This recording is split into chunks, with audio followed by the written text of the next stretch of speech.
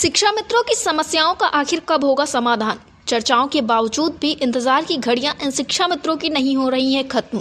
शिक्षा मित्रों का मुद्दा न सिर्फ उत्तर प्रदेश के लाखों शिक्षा मित्रों को प्रभावित कर रहा है, बल्कि शिक्षा व्यवस्था में अहम योगदान देने वाले इन शिक्षकों की उम्मीदों और आकांक्षाओं से भी जुड़ा हुआ है। दरअसल हम बात करें शिक्षा मित्रों की लंबे समय से लंबित समस्याओं और उन पर हो रही गंभीर चर्चाओं के बारे में। कभी शिक्षा व्यवस्था में मील का पत्थर माने जाने वाले शिक्षा मित्र आज कई समस्याओं का सामना कर रहे हैं। पिछले कुछ सालों में उनकी मांगों और समस्याओं को लेकर सरकार और विभाग के अधिकारियों के बीच कई बैठकें हुई, लेकिन अब भी समाधान का कोई ठोस रास्ता सामने नहीं आया है। शिक्षा मित्रों की उम्मीदों और सवालों का सिलसिला लगातार बढ़ता जा रहा है। विगत कुछ महीनों से इस विषय पर काफी चर्चाएं हुई और उत्तर प्रदेश के मुख्यमंत्री योगी आदित्यनाथ ने भी इस मुद्दे पर संदीप सिंह द्वारा गंभीर बैठक की गई थी। इस बैठक में दोनों पक्षों के बीच सहमति बनाने की कोशिश की गई, लेकिन सवाल यह है कि जब सहमति बन चुकी है तो उस पर अमल क्यों नहीं किया जा रहा है। संगठन के पदाधिकारियों के द्वारा कई बार बताया गया कि शासनादेश जल्द से जल्द जारी किया जाएगा ताकि शिक्षा मित्रों की समस्याओं का समाधान हो सके। कई बार विभागीय अधिकारियों और मंत्रियों से मुलाकात भी की गई और कहना है कि सहमति बन चुकी है, बस कुछ औपचारिकताएं बाकी हैं। लेकिन शिक्षा मित्रों का सवाल ये है कि यह औपचारिकताएं आखिर कितनी लंबी होंगी और कब तक उन्हें इंतजार करना पड़ेगा। हालांकि शिक्षा मित्रों का यह भी कहना है कि केवल सहमति की बातों से उन्हें अब कोई राहत नहीं मिल रही है। उनका कहना है कि आखिरकार उनके भविष्य से जुड़ा यह फैसला कब लिया जाएगा। जब सहमति बन गई है तो वह शासनादेश को लागू क्यों नहीं किया जा रहा है। यहाँ पर सवाल उठता है कि आखिर सरकारी अधिकारियों और मंत्रियों के स्तर पर इस मसले को लेकर किस तरह की दुविधा या जटिलताएं आ रही है। क्या वास्तव में यह शासनादेश जारी करने में कोई तकनीकी दिक्कतें या फिर राजनीतिक दबाव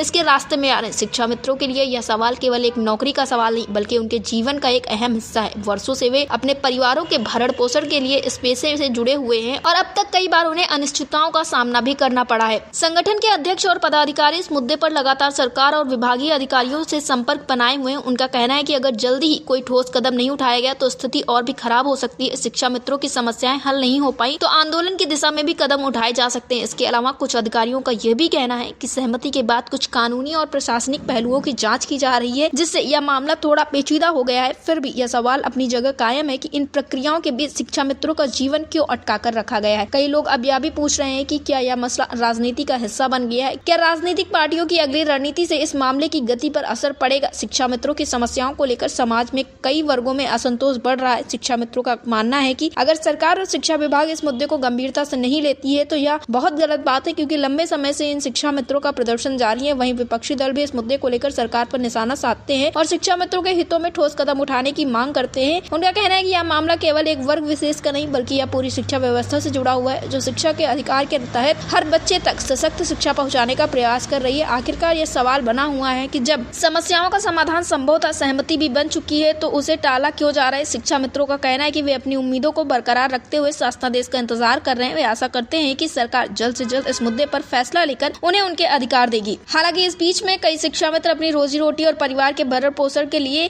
कई समस्याओं का सामना कर रहे हैं। वे सरकार से सिर्फ एक जवाब की उम्मीद कर रहे हैं कि सवाल यह है कि जब सहमति बन चुकी है तो फैसले की प्रक्रिया में आखिर इतना समय क्यों लग रहा है। और अब ये कहना भी गलत नहीं होगा कि शिक्षा व्यवस्था के स्तंभ शिक्षा मित्रों के भविष्य पर सरकार और अधिकारियों का निर्णय किसी भी वक्त उनकी उम्मीदों को तोड़ सकता है या उन्हें न्याय भी दिला सकता है। अब देखना यह है कि सरकार इस मुद्दे पर कब निर्णायक कदम उठाती है और क्या शिक्षा मित्रों को उनका हक मिल पाता है। डेस्क रिपोर्ट, अटल टीवी।